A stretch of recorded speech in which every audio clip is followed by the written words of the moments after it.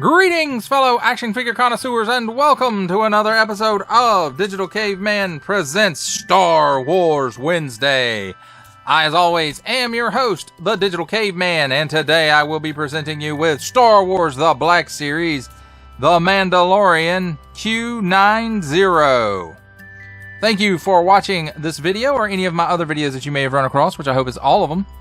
Only support from viewers like you make this programming possible. Each view does count, and I do appreciate each and every single view that I receive. Thank you, and thank you so very much for supporting this channel through viewing. Comment below, like, share, subscribe if you'd like to see more reviews, or just help the channel out further. Or both, that's even better. And don't forget to ding that bell so that in the future you will be notified as my new content becomes available. And with all that said, let's get into it! First of all, let's start with a look at the packaging. On the top, hook, tape, window. On the front, Star Wars The Black Series, and a nice big window showcasing the majority of the figure and his accessory, Star Wars The Mandalorian, Q9-0 or 0. Assortment number, warning, don't stick things in your pie hole that don't belong there, 4 and up. Hasbro print. On the bottom, small print, fine print, legalese print, made in China print, symbols I'm not going to learn, and a barcode. On this side, just a stripe continuing around from the front. And on this side, nice artwork of 0. And on the back side, Star Wars The Black Series, and that nice artwork of 0 again. Let's see what it has to say. Q9-0. A bug-eyed protocol droid with modified programming, Q9-0 or 0, to his colleagues, operates with precision timing. And then there it is again in some other languages that I don't read. He's number 11 in the Mandalorian series. Attention! Don't stick things in your French pie hole. Includes figure and accessory. Warning! Achtung! Don't stick things in your other language pie holes. Made in China print, Disney print, Hasbro print, and some other small print. That, my friends, completes a look at the packaging. Now let's take a look at the figure and his accessory, and handy dandy tweezers. And here's his accessory. This stubby blaster rifle. Nice brown paint on the stock. The rest of it seems to be molded in black plastic. And it does have some nice molded details on it. Now, as for 0 himself, nice paint on the eyes and the, I guess, nose.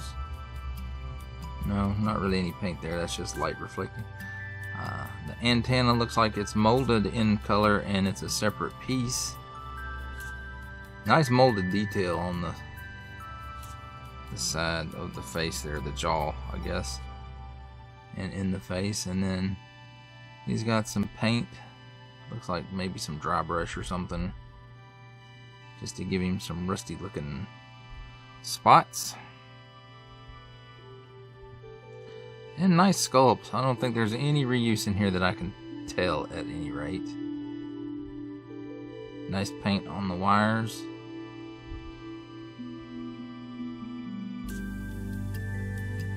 Oh, let's take a look at his articulation. Raise the camera up just a little bit. He can look up that far, down that far, and it looks like the head is on a dumbbell and the neck is a separate piece with a ball joint at the bottom. So he can chicken neck, he can do the full exorcist, and he's got waggly waggle. At the shoulder, it will do a 360-degree rotation. And let's see if I can get it to come up. This is a... I can't tell if this is... No. This is one of those pieces that's separate and it's got a ring up under the arm piece. So his arm can come out about 90 degrees. Hinge and swivel at the elbow. You're not going to get much swivel out of it because of those wires, but he does give you that much bend, and he'll, you know, Even with the wires, he'll turn a little bit. And then there's another rotation right here that is a full 360-degree rotation. And then the wrist is another 360-degree rotation, and it's on an really tight in and out hinge. And then this one is on up and down hinge. Now there's a cut here where the upper torso meets the lower torso. As you can see, the exposed wires, like most droids of this shape have there. I'm guessing he used to be a protocol droid. Anyway, he can do a full 360-degree rotation there. He can bend back that far. He can crunch forward that far. And he's got hula hula hula action. Now, at the hips, he can give you that much of the splits. He can kick forward that far, not quite 90 degrees. And he can kick back that far. And there's a cut hidden under this leg piece that will give you 360 degrees of rotation. And then hinge and swivel. Whoop, too far. Hinge and swivel at the knee. The bend will give you about 90 degrees, and the swivel, if you work at it a little bit, will give you the full 360-degree rotation. Ankle tilt down that far, up that far, and forward-facing pin full rocker. And that, my friends, completes a look at the figure and his accessory. Now it's time for my favorite part of a review, comparisons. And we will start things off with another mercenary or bounty hunter droid. Here he is with 4-LOM from The Empire Strikes Back.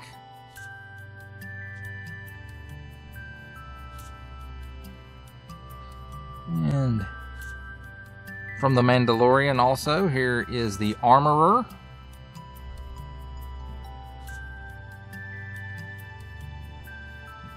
Bo-Katan Kryze.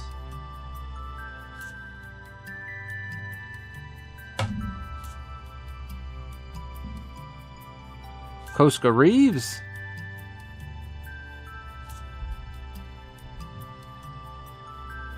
The heavy Mandalorian trooper, Paz Vizsla.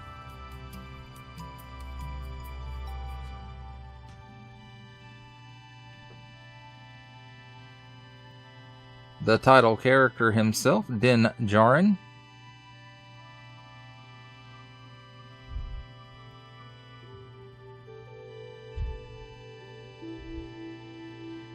And Grogu.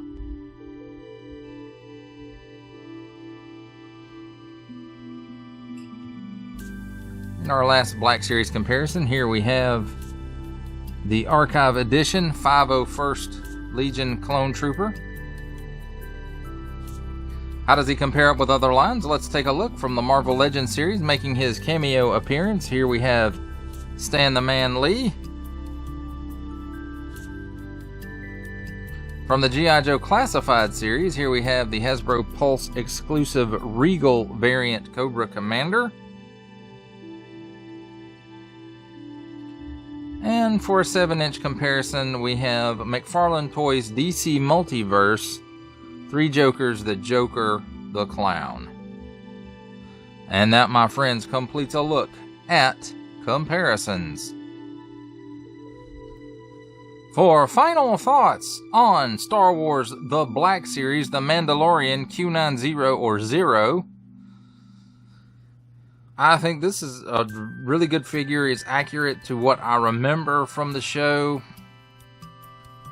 He also won't meet a good end.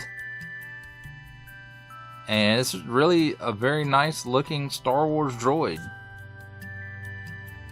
The head is very, very interesting. That does it for the review. I hope you enjoyed it. I enjoyed making it. Only support from viewers like you make this programming possible. Each of you does count, and I do appreciate each and every single view that I've received. Thank you, and thank you so very much for supporting this channel through viewing. Comment below, like, share, subscribe if you'd like to see more reviews or just to help the channel out further. And don't forget to ding that bell so that in the future you will be notified as my new content becomes available. That's a wrap, folks. I'll see you next time.